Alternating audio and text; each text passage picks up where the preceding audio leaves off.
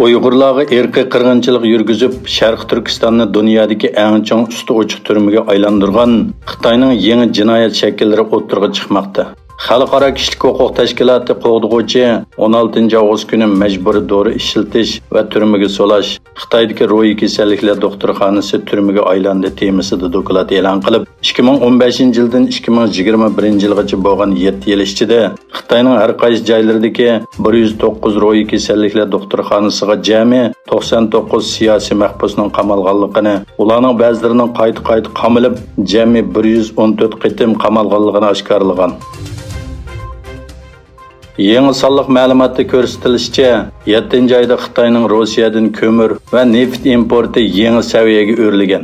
Ma'lum bo'lganidek, Rossiya Ukraina urushi portlagandan buyon Rossiyaning G'arbning embargosiga uchrab, energiya bozorini qo'ldan berib qo'yishi va Xitoyga e'tibor bag'ida setishi Xitoyning import miqdorini oshirgan.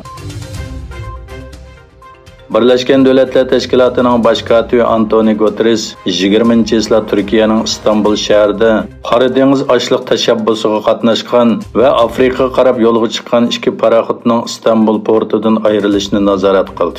Guterres Turkiya davlat mudofaa ministri Hulusi Akarning hamrohligida birlashma moslashtirish markazini ziyorat qildi.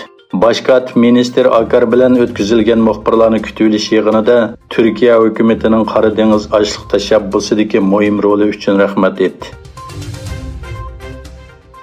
Angliya temir yo'l ishchilari ish o'rnidan qilish, xizmat sharoiti va yashanganda kutinish masalasidagi ixtiloflar sababidan boshlangan ish tashlash davomlashmoqda. Davlatlik poyezd to'rining bayonotiga qaraganda, bir qism xususiy shirkatlar faqat 5 dan 1 qism poyezd mulozimati bilan ta'minlaydi ekan.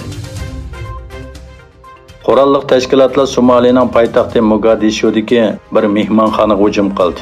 Hujumda 21 odam qazo qildi. Terrorlik tashkiloti Al-Shabaab hujumning javobgarligini ustiga oldi. Somali doiralari hujumda 21 odamni o'ldirganligini, bolalarni o'z ichiga olgan nurg'un kishining yaralanganligini aytdi.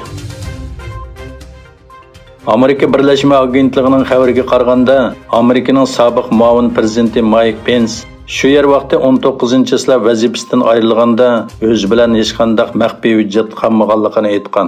Xabarlarga qaraganda, shu kuni Iowa shtatida o'tkazilgan yarmankada muxbirlar Pence'dan vazifasidan ayrilganda o'z bilan maxfiy hujjatlarni birga elib ketmaganligini so'ragan. Pence, "Mening bilishimcha bundaq ish yo'q" deb javob bergan.